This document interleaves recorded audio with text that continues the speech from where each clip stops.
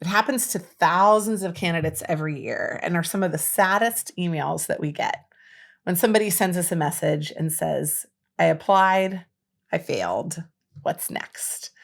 Today, I'm going to share a little bit about the process that we've walked a number of people through.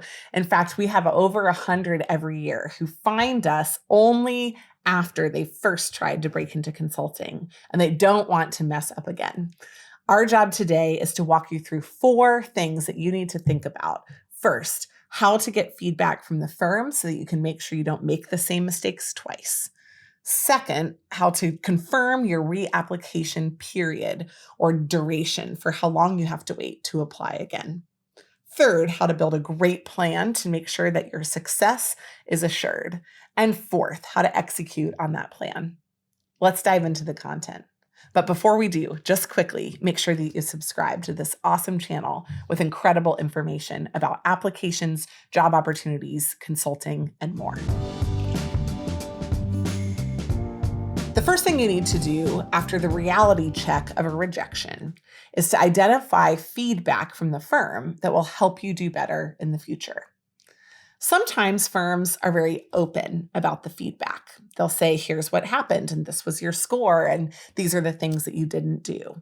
Sometimes firms will be very general. Please do this and this the next time. And sometimes firms won't provide you with the feedback.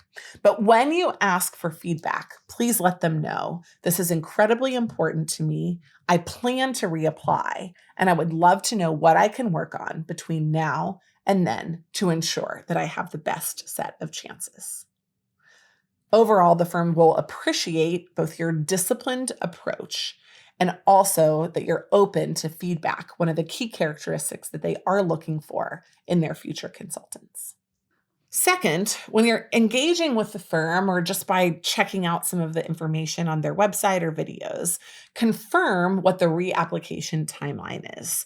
This is a show of honor. It's important for you to know because you might follow it, but it's also important for you to know where you can find loopholes in their reapplication process. Because if a firm says you're not allowed to apply for the same job in the next 18 months, guess what? There's other jobs that they'll post. If they say you're not allowed to apply for the same location for the next 18 months, perhaps you can look at a new location. So really understanding what their policies are can help you not become a nuisance and find the best opportunities for the way to break in. Number 3, you should build a plan to close your gaps.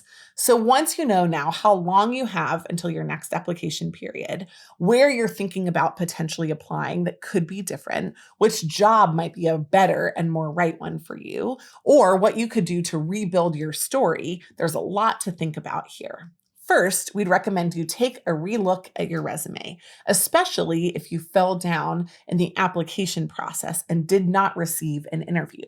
Having a great resume that has some gaps filled. Perhaps you had not a great GPA and you really needed to get an MBA or a 1-year master's experience to provide the insights that you're really good in school. Or perhaps you didn't have great leadership experience. Maybe volunteering in your community or taking on a project could be powerful. Perhaps you needed a better work experience. You could do a project with us, like Strategy Sprint, where you work on a consulting team to solve a problem for a real-world client. And that can help you fill a gap inside your resume.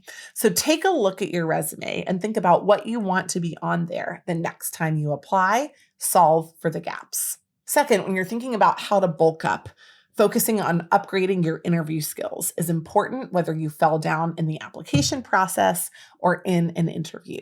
And sometimes you'll have some really tactical feedback, but sometimes it won't be honest enough. I would recommend that you work for at least 1 hour with a coach to get some perspective on how you could do better the next time around. Sometimes we all have blind spots that only others can see. Third, don't neglect networking. Firms will never tell you that you didn't do enough networking. They're just picking other candidates over you.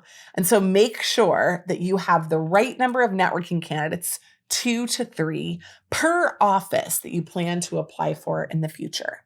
And speaking of offices, networking is an amazing way to expand your reach inside a firm, and you might find a friendlier environment with a referral that changes your chances entirely. Fourth, you can work with our team on Black Belt or Super Prep.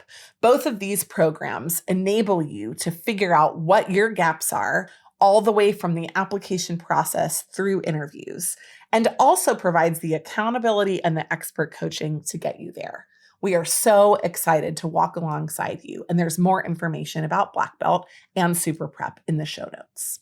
Fourth and last, but certainly not least, I'm in the tech world, and there's a saying there: ideas are worth a penny, execution is worth $1 million. That's exactly what will happen here when you think about how to break in. The difference for people who get into consulting and people who don't has nothing to do with how smart you are or how capable you are. In fact, we meet a lot of people that are very smart and very capable.